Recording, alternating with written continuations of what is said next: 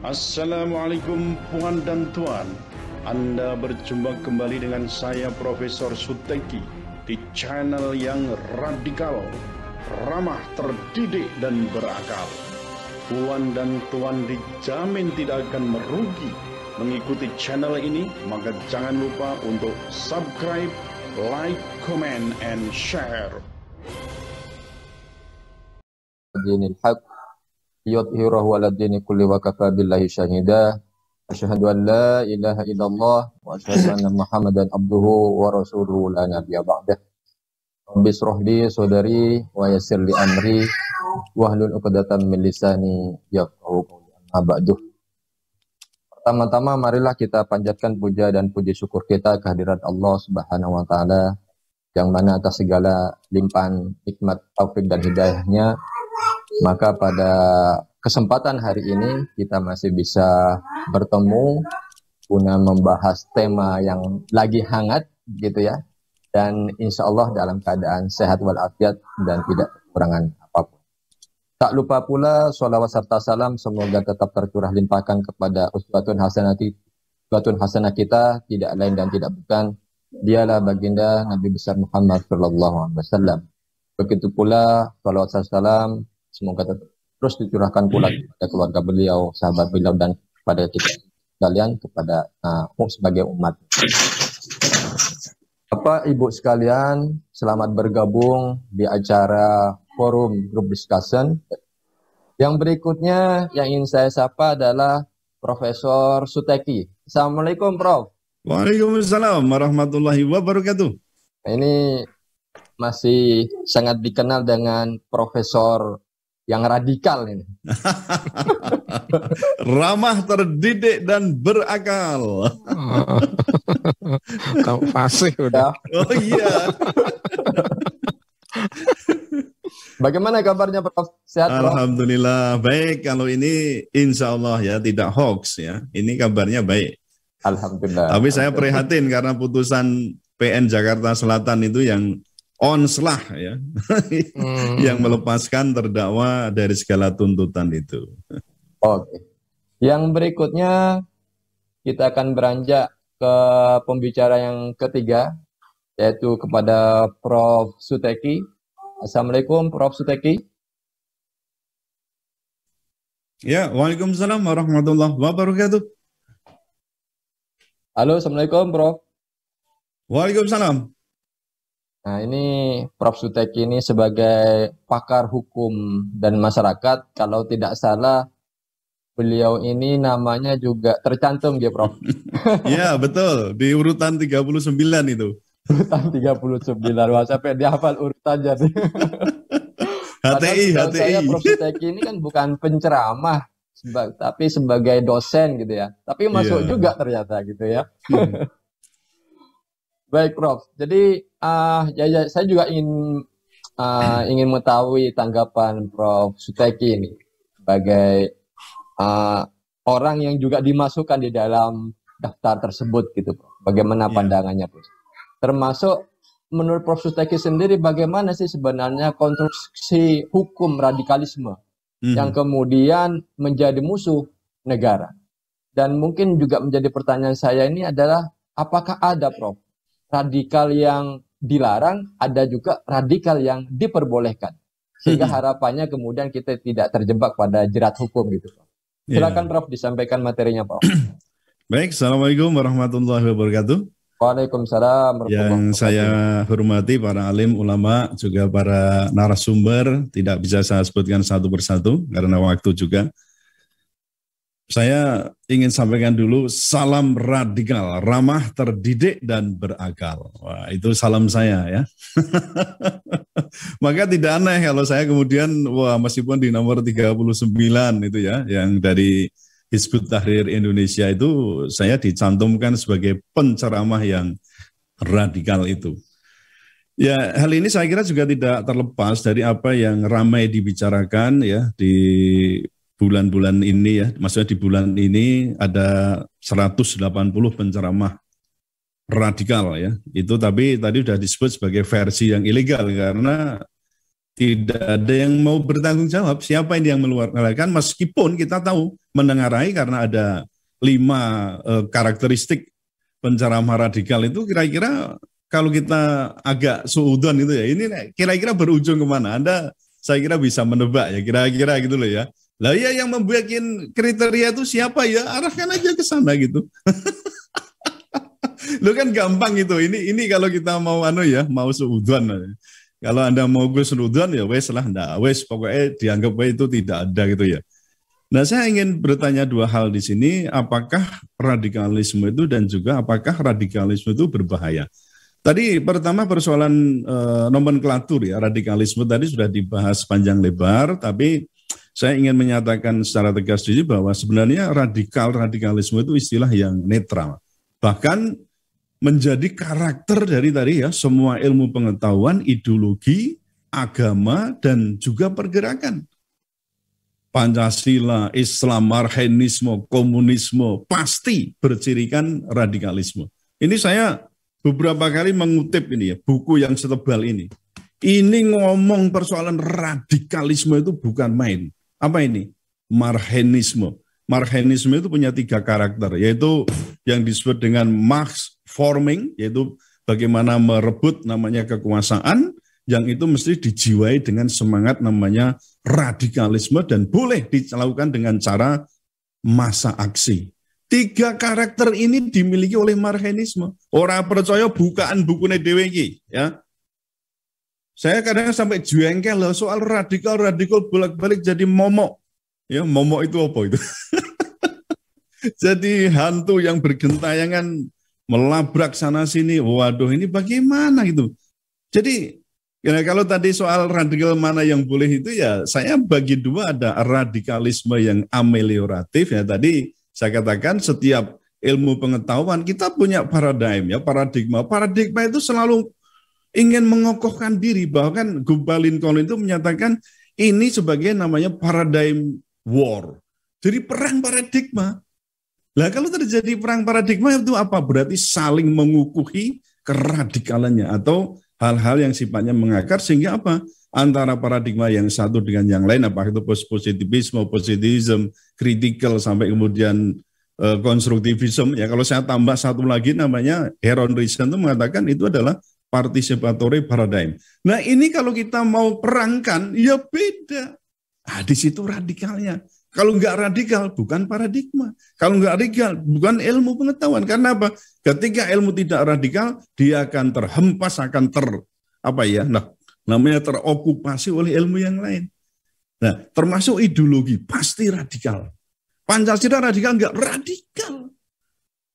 Sila pertama itu radikal loh. Itu lebih radikal dibandingkan sila pertama ketika di Piagam Jakarta. Kalau Piagam Jakarta jelas, kan bunyinya ketuhanan dengan kewajiban menjalankan syariat Islam bagi pemeluk-pemeluknya. Kan pemeluk-pemeluknya. Nah, lalu diganti dengan kata yang lebih radikal itu ketuhanan yang Maha Esa. Coba bayangin, ini karakter orang Indonesia mesti apa? Berketuhanan yang Maha Esa. Kalau enggak berketuhanan yang Maha Esa, tidak bangsa Indonesia itu namanya. Loh mestinya kan begitu ya, tapi kan dipleset-plesetnya ke pluralisme itu nanti ya, itu repotnya di situlah ya, kita nggak konsisten, ada logical inconsistency di situ. Nah jadi kalau dilihat ini maka yang diperbolehkan tadi namanya radikalisme amelioratif. Jadi radikalisme yang baik itu memang harus, karena itu karakternya perguruan tinggi pun juga harus radikal, karena apa? Tugas perguruan tinggi adalah merohanikan ilmu. Ketika merohanikan ilmu pasti ingin dicari sampai hal-hal yang mengakar, dan itulah yang kemudian membuat kreativitas dalam berpikir yang tadi didasari dengan Mas Ahmad Sastra tadi menyebut sebagai critical thinking. Ya, critical thinking itu karakternya harus satu, radikal. Nah, mau apa lagi itu? Ya, ini yang kita sebut dengan radikalisme amelioratif. Nah, jika dimaknai sesuai dengan kemauan politik, maka radikalisme itu dimaknai sebagai isme yang mengancam eksistensi, ideologi, bahkan negara. Khususnya apa? Disematkan pada pihak-pihak yang berseberangan dengan penguasa. Nah, maknanya kemudian menjadi apa? Maknanya menjadi peyoratif. yang sebenarnya dibungkus dengan istilah obscure dan lentur. Obscure karena apa? Kabur itu, maknanya kabur, nggak jelas. Anda mau cari di undang-undang mana nggak akan ketemu ya bahwa radikalisme sebagai tindak pidana, nggak akan ketemu. Lentur itu karena apa? Penggunaannya tergantung dari penguasa. Mau ditempelkan ke siapa, dengan cara apa, terus akibatnya apa, jelas. Kayak saya ini tempeli radikal, karena apa? Pernah menulis artikel yang kemarin juga dimuat di harian di jurnal ini ya, yang diterbitkan di Bandung itu apa itu salah satu karakter saya radikal itu di situ. Karena apa? Prof. Suteki pernah menulis tentang transformasi dari pemerintahan demokrasi ke pemerintahan Islam. Itu radikal. Dan saya di Undip itu menjadi mungkin ya dosen nomor 1 ya, yang paling radikal itu. Karena di Undip ada tim Maru, tim pemantau radikalisme Undip. Ada, ketuanya ada. Bukan saya ketuanya ya. Ya itu ada gitu loh. Nah, yang kedua adalah apakah radikalisme itu berbahaya? Nah, untuk menjawab ini saya perlu sedikit flashback ya ke belakang. Di tahun 2020 itu kan pernah santer isu tentang penyusunan HIP ya. Jadi HIP itu haluan ideologi Pancasila. Yang sekarang sebenarnya RUU-nya sudah dihapus karena diprotes sana sini. Dan saya selalu ngomong, itu pokoknya tolak RUU HIP tanpa reserve. Ya, tanpa reserve. Saya bolak-balik ngomong gitu. Kalau perlu, saya merekomendasikan supaya BPIP dibubarkan itu ya. Jadi maka ini ketika ada santer penyusunan HIP itu ada pertanyaan, sebenarnya untuk apa sebenarnya RUU HIP itu dibuat? Nah, kecurigaan saya itu ternyata terbukti ketika fraksi-fraksi pengusungnya itu sengaja menolak memasukkan TAP MPRS nomor 25 tahun 66. Tentang apa itu? Pembubaran PKI dan larangan menganut ideologi komunisme dan Marxisme-Leninisme. Waktu itu kan jelas ya, protes umat Islam itu begitu menggema menolak RUU HIP itu, dan termasuk apa? Karena tadi TAP MPRS nomor 25 itu kok tidak dijadikan politik hukumnya. Nah, ternyata saudara sekalian, perkembangan terakhir waktu itu, inisiator RUU HIP itu setuju dimasukkan, setelah ada protes itu, dimasukkan TAP MPRS nomor 25 tadi dimasukkan menjadi politik hukumnya. Berarti apa? Soal komunisme, Marxisme, Leninisme itu harus juga dicantumkan. Itu bahwa itu dilarang dan bertentangan dengan Pancasila. Tapi di situ Sekjen PDIP menyebutkan juga harus disebutkan ideologi lain yang mengancam Pancasila. Apa itu? Khilafahisme dan radikalisme gitu loh. Nah begitu, dari apa? Selain khilafahisme yang kita juga tentang itu bukan isme, radikalisme ternyata apa? Dianggap sebagai ideologi yang berbahaya. Loh, ini gimana kalau kita ngomong, wah enggak apa-apa itu. Ya kalau kita sih ngomong yang amelioratif, ya, memang betul itu tidak apa-apa. Nah, kemudian dari kasus ini dapat dipahami bahwa radikalisme itu tadi dikatakan sebagai ideologi atau isme yang berbahaya dan disejajarkan dengan khilafahisme, komunisme, dan Marxisme, Leninisme. Nah kemudian dalam perkembangannya kita lihat saudara sekalian, tingkat bahaya radikalisme itu kan makin meninggi ketika Amerika Serikat itu menggeser war on terrorism itu ke war on radikalisme. Nah saya nilai ini kan, ini mungkin lebih soft, tapi ini lebih ampuh untuk apa? Menjerat orang-orang yang dicurigai melawan Amerika Serikat dan ya negara-negara yang menjadi pengekornya itu, termasuk Indonesia. Nah saya katakan Indonesia bahkan membuat jerat intervening kalau sebut ya. Saya sebutnya jerat intervening. Apa itu? Berupa ekstremisme. Jadi kalau kita ngomong itu, wah selain radikalisme ternyata ada yang agak keras sedikit namanya ekstremisme itu. Nah dengan bukti ada, Anda mungkin masih ingat namanya RAN-PE kan, Rencana Aksi Nasional yang berupa penanggulangan ekstremisme itu di tahun, kalau nggak salah tahun 2020 itu. Nah jadi dengan demikian akan sangat mudah sekali ya orang-orang yang berseberangan dengan pemerintah itu akan disematkan dengan 3 nomenklatur. 1, radikalisme. Ini yang paling soft, saya katakan. Yang intervening, intermediate, tengah itu namanya ekstremisme. Lalu yang ketiga yang hard, itu adalah terorisme. Nah, kan kita kenal juga namanya, nanti kan kayak dikabur-kaburkan itu menjadi apa? Radikal terorisme. Ada juga istilah ekstrem terorisme. Tapi semua itu terkesan akan terhubung namanya apa? Terorisme. Nah, jika dinalar berarti 180 orang yang itu terdaftar dalam penceramah radikal itu kan menjadi cikal bakal teroris. Betul nggak? Jadi kayak kita ngomong rajin pangkal pandai, ini berarti ya radikal pangkal teroris kan itu kan. Ini kalau nalar pendek ya, nalar dangkal kita kan seperti itu. Nah, oleh karena itu, kalau hal yang semacam ini kan kita bisa mengatakan ini sebenarnya sudah terjadi yang disebut dengan character assassination. Ini sudah pembunuhan karakter. Begitu orang yang berbeda pendapat, berseberangan langsung disikat dengan narasi-narasi yang tadi, apakah yang hard, soft, atau yang intermediate tadi. Nah, bagaimana dengan penegakan hukum terkait dengan radikalisme dan nanti dihubungkan dengan terorisme itu? Sebenarnya begini, untuk penegakan hukum undang-undang terorisme yang sekarang itu mestinya secara konseptual itu lebih baik. Kenapa undang-undang yang sekarang, yaitu undang-undang nomor 5 tahun 2018 itu sudah terjadi namanya paradigm shift, yaitu khususnya di pasal 25 dan pasal 28. Ini bedanya dengan undang-undang yang lama 15 tahun 2003 itu, sekarang ini untuk penangkapan dan penahanan seorang yang terduga teroris, ya kalau tadi mau dikaitkan dengan radikalisme monggo terserah, itu harus menjunjung tinggi hak asasi manusia. Ini beda dengan undang-undang sebelumnya. Nah, apa artinya? Yang pertama, penangkapan dan lain-lain itu harus didasarkan pada KUHP, Kitab Undang-Undang Hukum Acara Pidana. Untuk apa? Menjamin HAM-nya. Bahkan ketika penyidik Densus 88 misalnya itu melanggar HAM, maka mereka dapat dipidana. Ini di pasal 25 maupun pasal 28 Undang-Undang Terorisme yang baru. Itu sudah demikian, saudara sekalian. Jadi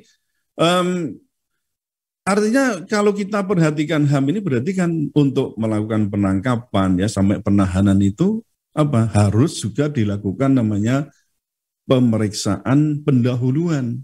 Tidak bisa langsung tiba-tiba orang dijadikan tersangka tanpa ada pemeriksaan pendahuluan. Karena apa ini sebenarnya kan tindak pidana terorisme itu dikatakan sebagai tindak pidana yang serious crime, bukan extraordinary crime. Ini kita harus paham juga ini. Kalau extraordinary crime itu kan seolah-olah apapun yang dilakukan oleh negara dalam arti diwakili oleh Densus secara lebih itu kalau akan dikatakan benar semua itu. Dengan cara apa? Pokoknya itu terduga teroris kalau perlu mati. Dari berapa banyak yang mati yang karena terjadi unlawful killings atau yang disebut dengan extrajudicial killing itu sudah banyak terjadi. Maka sebenarnya yang terjadi sekarang, taruhlah kemarin kasus untuk Dr. Sunardi itu ya. Itu saya pikir itu sudah terjadi extrajudicial killing atau yang disebut dengan unlawful killings. Karena apa ya, cara-cara menangkapnya, mestinya kan di surveillance itu kan melakukan surveillance dulu, dikuntit maksudnya. Kan sudah jelas mobilnya itu dia tinggal di situ, apalagi kok ada petugas yang sudah masuk dan berada di atas bak truknya, bak mobil itu ya, bak di kabinnya itu sudah di situ. Ngapain harus melakukan penembakan? Apalagi ditengarai ketika melakukan penghadangan itu, petugas juga tidak menggunakan seragam, lencana, atau mungkin juga taruhlah mobil atau yang bisa ditengarai bahwa itu petugas aparat penegak hukum, bukan penjahat. Jadi ini juga hampir mirip dengan yang terjadi untuk kasus penembakan terhadap 6 anggota Laskar FPI itu ya, yang sekarang justru pelakunya penembakan yang juga dinilai oleh Komnas HAM itu sebagai unlawful killings justru dilepas ya, vonisnya lepas dari segala tuntutan.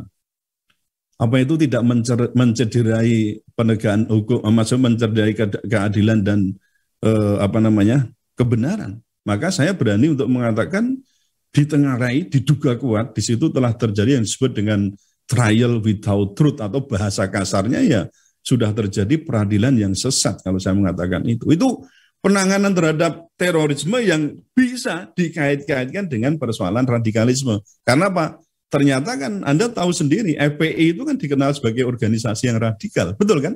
Itu sudah dikenal di pejabat atau di aparat penegak hukum, FPI itu adalah radikal. Nah, jadi kalau dikait-kaitkan begitu, saudara sekalian, saya kira memang penanganan terhadap radikalisme maupun ekstremisme itu tidak boleh dilakukan secara sewenang-wenang. Dengan dalih apa?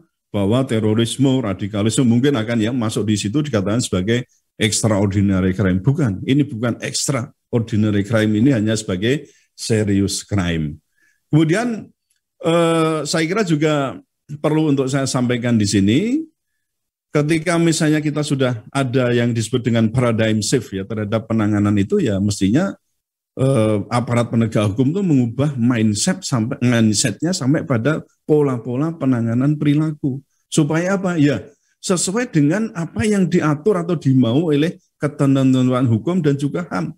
Jangan sampai penegakan hukum itu justru melanggar hukum dan juga melanggar HAM, ya khususnya misalnya dilakukan secara tadi extrajudicial killings atau yang disebut dengan unlawful killings. Apa yang terjadi di saya misalnya, saya kan dituduh ya termasuk yang radikal tadi saya sebutkan itu. Dan karena perbedaan pendapat itu kemudian kan membuat berapa 3 jabatan saya itu kemudian diputuskan, maksudnya dicopot, diberhentikan. Itu hanya sematan, ini orang radikal berpikir misalnya menyatakan khilafah adalah sebagai bagian dari ajaran Islam. Saya berani mengatakan itu. Dan itu memang fakta kan. Nah, persoalan saya batasi sebenarnya. Yang penting tidak ada pemaksaan dan penggunaan kekerasan. Sudah saya ngomong bolak-balik di situ, tapi toh itu nggak bisa menghapus bahwa saya dengan pernyataan-pernyataan itu dikatakan sebagai yang termasuk yang berbahaya dan kemudian dikatakan sebagai orang yang radikal itu. Maka tidak aneh kalau saya disematkan di situ termasuk di daftar 39 di Hizbut Tahrir Indonesia. Padahal saya juga bukan anggota Hizbut Tahrir Indonesia, penceramah ya bukan. Betul tadi seperti Ahmad Sasra tadi, ini penulis. Cuma kan kalau ngomong itu ya di mana-mana. Nah, ini namanya penceramah ini saya ini. Ya mau diomongin apa ya penceramah, tapi juga penulis itulah. Ya, jadi saya kira untuk hal ini umat Islam itu saya kira harus paham juga ya ketika misalnya tindakan-tindakan penegak hukum, aparat penegak hukum itu cenderung berat sebelah di situ, maka kita harus menghentikan kesewenang-wenangan pemerintah, polisi dan juga Densus 88 itu. Dengan cara apa? Ya kita coba untuk ini segera membentuk namanya apa itu ya, tim advokasi atau namanya kalau ada kasus itu kita pokoknya usulkan aja namanya TGPF. Jadi tim gabungan pencari fakta. Atau setidaknya tadi ada advokasi proses itu supaya apa? Ya kita bisa mencoba untuk menuntut terus persoalan keadilan dan kebenaran ini, dan kalau perlu ya kita menuntut namanya ganti kerugian. Tapi secara legal itu ya, bukan kayak yang waktu itu diberikan ke keluarga Siono itu yang kemudian ditolak itu. Tapi ya kalau ada kesalahan negara harus mengganti, harus memberikan ganti rugi dan seterusnya itu.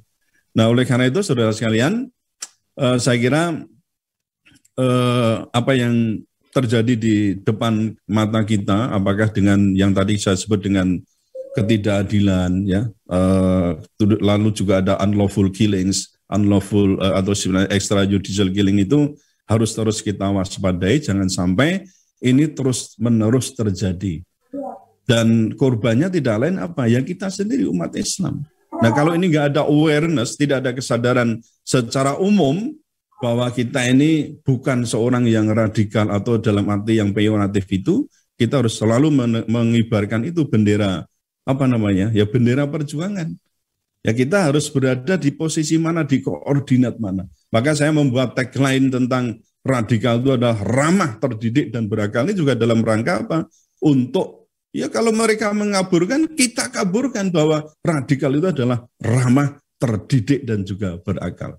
Saya kira itu yang baru saya sampaikan sementara, dan nanti bisa kita perdalam melalui diskusi. Assalamualaikum warahmatullahi wabarakatuh.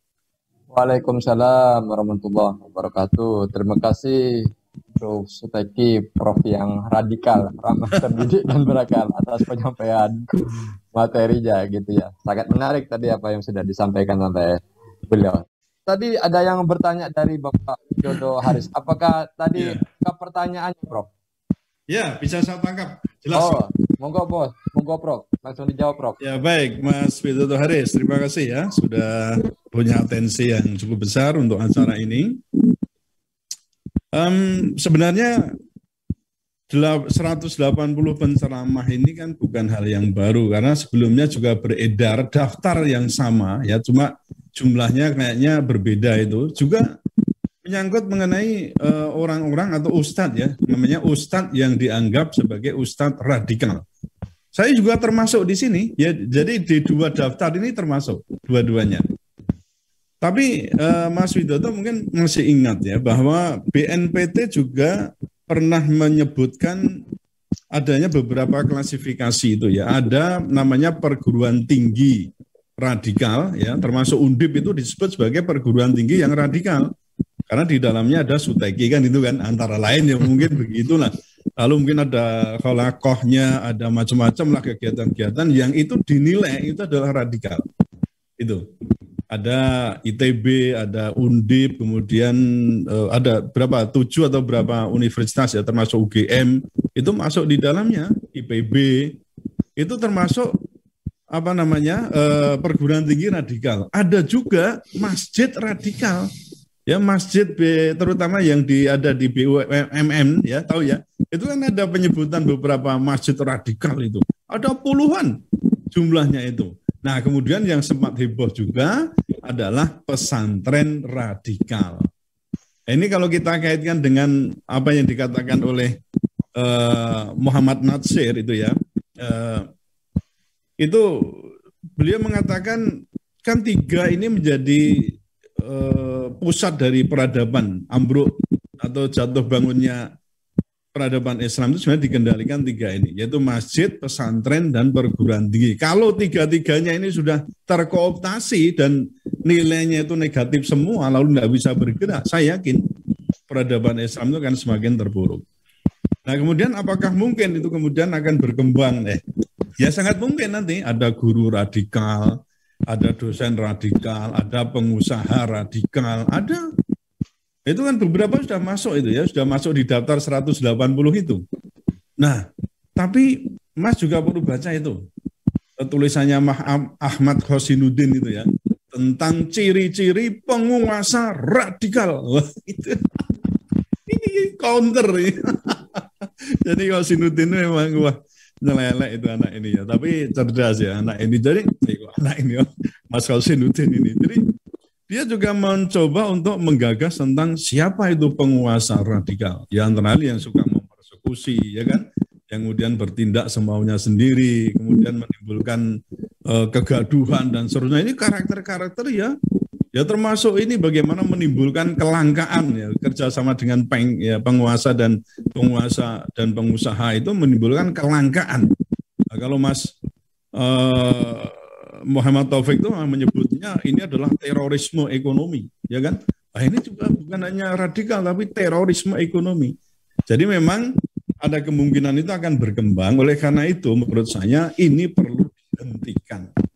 Ya termasuk kita itu yang berkewajiban untuk menghentikan langkah yang semakin ngawur tadi. Dari sisi hukum, tadi saya maupun Mas Taufik sudah mengatakan tidak ada nomenklatur hukum yang menjadikan namanya radikalisme atau radikal itu sebagai tindak pidana. Tidak ada.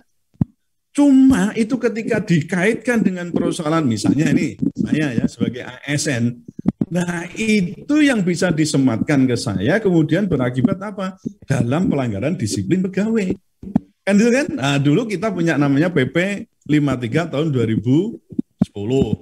Itu jadi alat untuk apa ya? Untuk menghukum orang-orang atau pegawai negeri yang dinilai radikal. Loh benar loh, saya ini dinilai itu karena PP 53 2010. Karena apa? Dinilai tidak setia pada pemerintah. Padahal kan itu ada kewajiban nih, Mas Fahmi, Prof. Fahmi Amhar saya kira paham kan. Ini kan ASN. Itu PP 53 2010 yang kemudian diubah menjadi PP nomor berapa di 2019 itu kan menyebutkan ada kewajiban ASN. Itu apa? Setia kepada Pancasila, Undang-Undang Dasar 45, dan pemerintah. Nah ternyata setiap pada pemerintah itu dinilai apa? Tidak boleh protes, tidak boleh melawan misalnya Perpu. Saya waktu itu kan ada Perpu tentang ormas kan itu. Dan saya mengatakan saya nggak setuju itu. Saya menolak Perpu. Jelas saya katakan itu. Kenapa? Ya saya berikan landasan teoretik sampai argumentatif kenapa saya menolak Perpu itu. Itu saja saya seorang guru besar keliru, dianggap keliru dan saya tidak setia pada pemerintah. Nah itu nilainya antara lain kalau nggak setia ya radikal.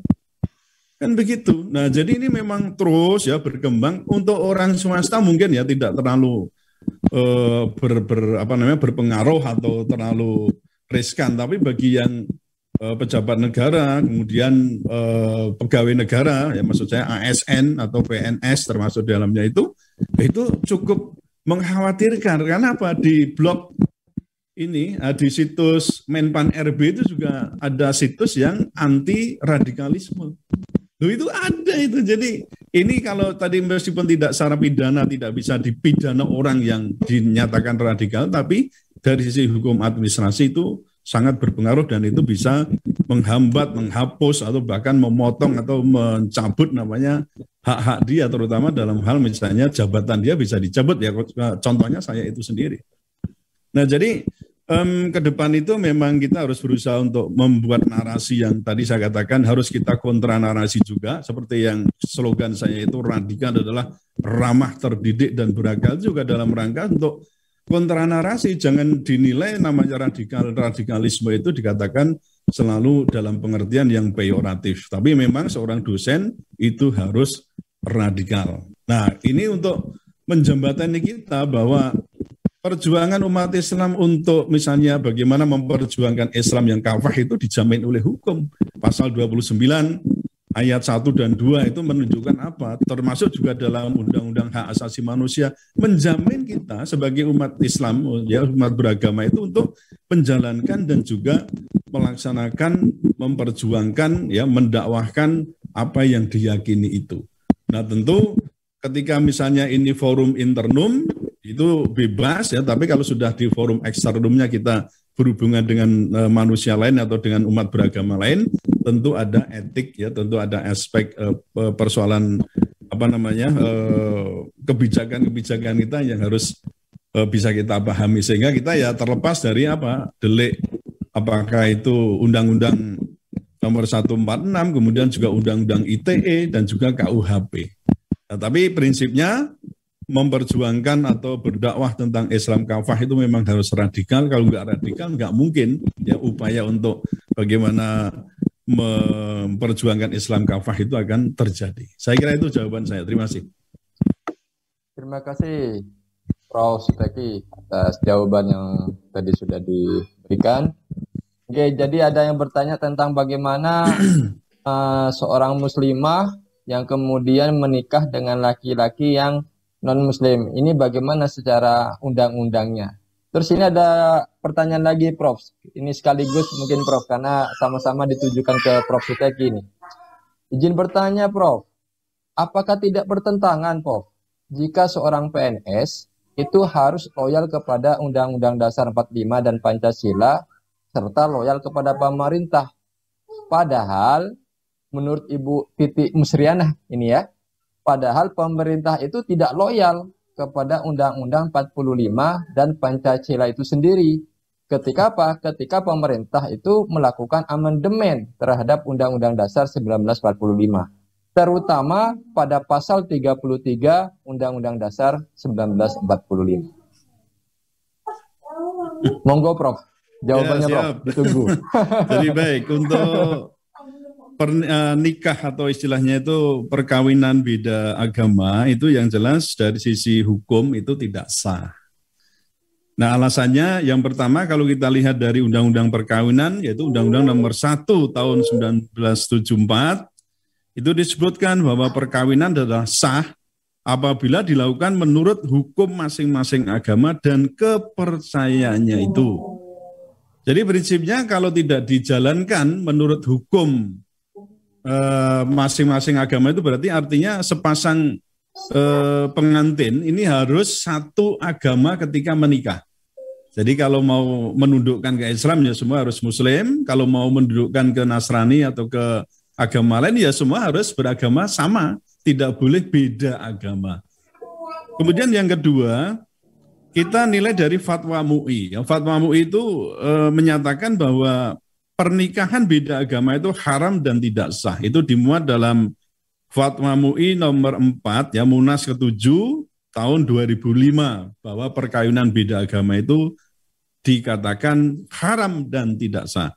Lalu yang ketiga, sebenarnya Undang-Undang 174 itu sempat juga di judicial review ya oleh Mahkamah Konstitusi dan dinyatakan bahwa untuk tadi keabsahan perkawinan itu tetap ya, jadi tidak bisa kalau tidak sama agamanya. Jadi sudah sempat itu. Lalu ada sedikit masalah itu adalah terkait dengan Undang-Undang Adminduk ya, nomor 23 tahun 2006, junto Undang-Undang nomor 24 tahun 2013. Nah, di sini terbuka untuk mencatatkan perkawinan beda agama di kantor catatan sipil, tapi dengan syarat harus ada penetapan pengadilan lebih dulu. Nah, gitu ya. Jadi kalau nggak ada penetapan pengadilan lebih dulu dalam waktu 60 hari harusnya itu, maksudnya sebelum dicatatkan itu 60 hari waktunya. Setelah ditetapkan baru bisa dicatatkan di kantor catatan sipil. Tapi kemarin saya mendengar ada video dari Pak Dirjen sendiri ya, Pak Dirjen Dukcapil itu ya, Prof, malah namanya siapa itu kok jadi lupa saya malah. Itu beliau mengatakan Dukcapil tidak akan melayani pencatatan nikah beda agama gitu loh. Tapi kalau nanti digugat dengan undang-undang ini apa bisa Dirjen Dukcapil itu mengatakan kami menolak karena dasarnya ada begini. Selama ada penetapan pengadilan berarti apa? Pernikahan itu dikatakan ya sah dari sisi formalitas karena ada penetapan pengadilan negeri dalam hal ini. Nah, jadi berdasarkan ini maka ya kalau dari sisi hukum secara umum itu sebenarnya tetap itu dikatakan pernikahan beda agama itu tidak sah. Dari sisi hukum agama itu jelas haram. Nah, gitu. Kemudian berikutnya yang tadi ditanyakan oleh Bu Maya tadi ya. Ya itu saya sebut sering katakan di setiap pertemuan itu kan SSK ya, suka-suka kami gitu ya. Paham ya sih? Ya suka-suka kami. Kami mau menafsirkan yang siapa yang radikal atau kami mengklaim kami bukan radikal, kami ini mengikuti aturan. Termasuk kalau perubahan permintaan penundaan pemilu itu sebenarnya ini radikal, konstitusinya nggak ada kok penyebutan penundaan pemilu, apalagi kok minta 3 periode. Ini radikal dalam perspektif hukum konstitusi, ini radikal karena apa? Bahkan ini mau membuat acara atau kegiatan yang bertentangan, bahkan dikatakan makar terhadap konstitusi. Ini bukan hanya radikal tapi makar terhadap konstitusi. Tapi siapa yang menghukumi mereka itu? Yang keluar-keluar terkait dengan penundaan pemilu, minta 3 periode, sopo sing wani? Enggak ada, palingnya kita-kita ini aja yang teriak-teriak, itu makar. Tapi apa? Kita laporkan pun mental, ya kan? Enggak ada itu makar konstitusi apa, ini kan nanti lewat amandemen, pasti dalihnya ke sana. Tapi kalau kita mau konsisten dengan aturan saja, itu sudah masuk namanya makar konstitusi. Bahkan kemarin ada yang menyatakan sebagai teroris konstitusi. Coba bayangkan itu. Ini bukan hanya radikal, ini sudah bukan radikal, bukan ekstremis, malah dikatakan teroris konstitusi. Terus apa sanksi bagi mereka? Kita bisa menuntut? Enggak. SSK, suka-suka kami. Sudah, gitu aja. Gitu ya kalau suka SSK gitu. Suka-suka kami gitu ya. Itulah istilahnya nasibnya jadi rakyat gitu ya. Dan begitu enaknya jadi penguasa gitu. Maka jadilah pemimpin, jangan jadi rakyat terus. Mas Taufik, jadi pemimpin Mas, jadi rakyat terus ngene iki. Ya, baik. Terima kasih Prof. Dengan SSK-nya tadi ada ini baru lagi nih ya. Ada singkatan-singkatan baru lagi nih, ada SSK nih, suka-suka kami kan gitu, nggih. Berikutnya saya memberikan kesempatan kepada Prof Radikal, Prof Suteki untuk menyampaikan closing statement-nya. Silakan Prof. Baik, yang pertama saya ingin mengingatkan bahwa pada tahun 2019 itu peneliti LIPI, Profesor Siti Zuhro itu telah memberikan statement bahwa masalah dasar negeri ini bukan radikalisme, melainkan ketimpangan sosial.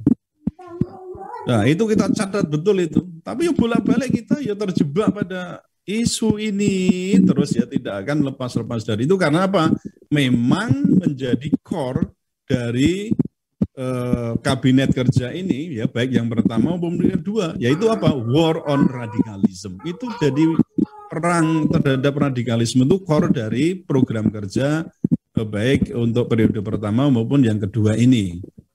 Nah, yang kedua, seandainya memegang prinsip Islam atau prinsip ajaran Islam itu dikatakan radikal, maka saya bisa prediksikan umat Islam akan menyatakan lebih baik dikatakan radikal daripada harus menggadaikan keyakinan dan ajaran Islam itu. Dan yang ketiga, ingin saya sampaikan, saya mengutip dari pendapatnya Thomas Jefferson itu, when injustice becomes law, resistance becomes duty. Jadi ketika ketidakadilan itu telah datang atau hadir, maka perlawanan adalah jawabannya. Saya kira demikian. Kurang lebihnya saya minta maaf. Assalamualaikum warahmatullahi wabarakatuh. Waalaikumsalam warahmatullahi wabarakatuh. Terima kasih Prof Suteki atas closing statement yang telah diberikannya. Maka dengan demikian acara kita pada hari ini alhamdulillah sudah selesai. Sampaikan atas nama panitia banyak-banyak terima kasih kepada narasumber yang telah memberikan pencerahan kepada kita semua dan juga kepada para peserta yang konsisten, yang istiqomah, yang terus mau bergabung di ruang Zoom ini. Terima kasih kepada Bapak-Bapak dan Ibu sekalian.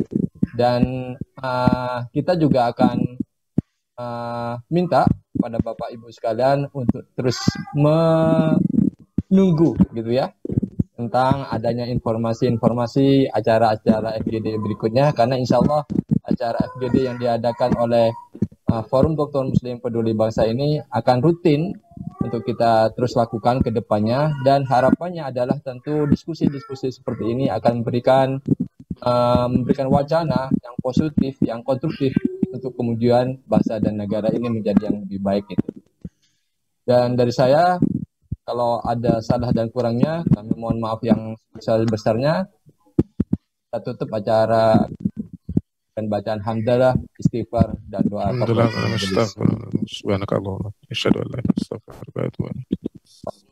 Wa bihamdika asyhadu an la ilaha illa anta astaghfiruka wa atubu ilaik. Wassalamualaikum warahmatullahi wabarakatuh.